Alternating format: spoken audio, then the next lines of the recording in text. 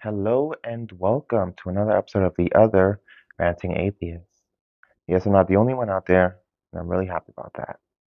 So, what would I be ranting about today? Well, for some reason, I don't remember what triggered it or if it was pretty random, but I was thinking about the Trinity and why it doesn't work. And so, what I want to talk about today is why the Trinity doesn't work. Now, I can think about two different analogies that have been used to explain or to attempt to explain the Trinity. One of them I heard in my own church when I was a Christian, and the other I've heard throughout the internet. So I'm going to give both examples and explain why it doesn't work. So, the example I've heard in my church is usually about the egg and how an egg has three parts. It has the shell, what's inside of the shell, and then it has the yolk on the inside. And so, what I've heard explained is that that's how the Trinity is. So, basically, it's a single egg, as there is a single God, but there are three parts to the egg, which would be the three parts to God, the Father, Son, and the Holy Spirit.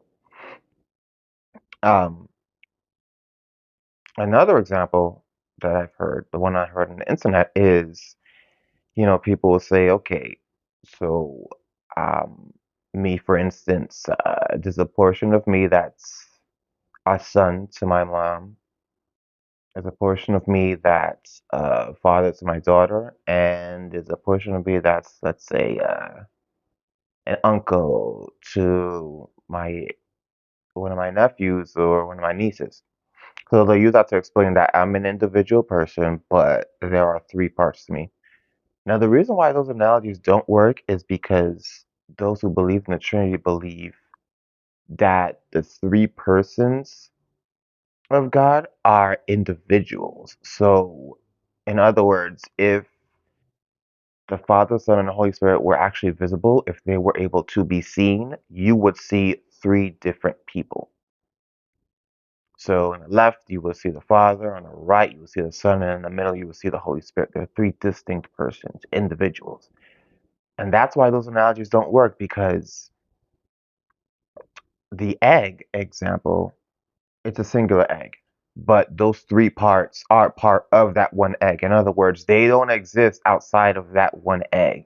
You don't see the shell existing in and of itself and what's inside of the shell existing in and of itself and then the yolk existing in and of itself. No, they exist together and they cannot exist by themselves. So that's why that doesn't work. And again, the example that I gave, also the analogy that I gave with me being a father, a son, and uncle, that doesn't work because I'm a single individual. It's not like you look to the left and you see the father part of me. You look to the right and you see the son part of me, and you look in the center and you see the uncle part of me. It doesn't work that way. It's just one me. And so these are just attempts to try and make sense of something that is logically inconsistent or impossible. So the idea of the Trinity is a contradiction, which is why you cannot make sense of it. However, when people try to make analogies and you point out why them analogies don't work, that's usually the part where they'll appeal, to divine mystery and say, well, this is something that we cannot know, that cannot be known to us, but it makes sense to God. And God, I guess, could make it known to other people, but I guess as lowly human beings, it's beyond our understanding. That's usually how the apologetic goes. But I would argue that it's not that we're just lowly human beings and the concept of the Trinity is beyond our understanding. Because when you think about it, there are things as human beings that we understand that are much more complicated than the Trinity. I mean, building satellites that can go to space, space shuttles going to the moon, like the internet, like we've built things that are much more complicated than the Trinity. So to say that, well, this individual thing here is just beyond our understanding, so we can't make sense of it, we can never understand it, but yet still we can understand things that are much more complicated, doesn't make sense. So what I would argue is that the reason why we can't make sense of the Trinity is because it's nonsensical. You cannot make sense of something that's nonsensical. The Trinity itself is a contradictory um, concept because it's contradictory, you cannot make sense of it. That will be what I would argue, because you cannot be three and one at the same time. It doesn't matter how you try to spin it. Even if you try to say, well, the three is that they're one in terms of they share the same nature or the same substance, even that doesn't work. Because if you go to the Bible, I can demonstrate using the Bible that that doesn't work. Jesus says that only, only the Father knows the time of the second coming. Only the Father. Now you can make the argument that the Son or Jesus did not know when he was in his human form, but then when he was in his divine body, then he knew. Even though the Bible doesn't seem to demonstrate that at all, but even if you did make that argument, it still doesn't account for the Holy Spirit. So even if you say, well, the Father and the Son know, the Holy Spirit doesn't know. And how do you account for that? Because it's not like the Holy Spirit was in a fallen human form, and so when Jesus was on earth, the Holy Spirit didn't know at that time. But then all of a sudden, when Jesus died and came back in his divine body, then all of a sudden the Holy Spirit was also in his divine body, and so he knew it. You can't make that argument. The Holy Spirit was always the Holy Spirit and never came down as a human. So there's no reason why the Father would know and the Holy Spirit would not know if they share the same nature. If they have the same nature, then they would have the same abilities. And so if the Father is omniscient, so would the Spirit be. So it doesn't make sense how the Father would know something that the Son and the Spirit don't know. So it really doesn't matter how you try to spin it. There's really no way to make sense of the Trinity, and that's because it's a nonsensical concept.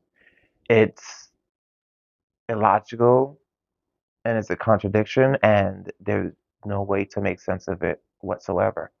And, usual apologetics for things that we can't make sense of is, well, people will make the argument that God can only do things that are logically consistent. So if you say, well, why is it that sorry, why is it that God gave us free will, but he didn't give us free will without the ability to sin? Well, apologists will say, well, that's not logically consistent. It's logically impossible to have free will and the inability to sin. Therefore, God couldn't give us free will without the ability to sin. The reason why that doesn't work is because God has free will without the ability to sin. So we know it is possible because God has that ability. And the angels also have free will without the ability to sin. So we know it is possible. So there's no reason why he couldn't give that to us.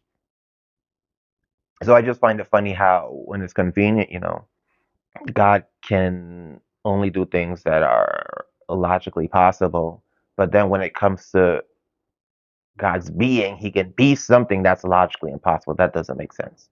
So you appeal to divine mystery when it's convenient to say, well, even though the Trinity doesn't make sense to us, it makes sense in some other universe or some other way that we can't think of, but God thinks of. That doesn't make sense. The Trinity is an illogical concept, and that's why we can't make sense of it. And if God can only do and only be what is logically possible, then he can't be three and one at the same time. Appealing to divine mystery does not work. So I just wanted to give a little talk on why the Trinity doesn't work. I hope you enjoyed what I had to say, and I'll see you on the next one.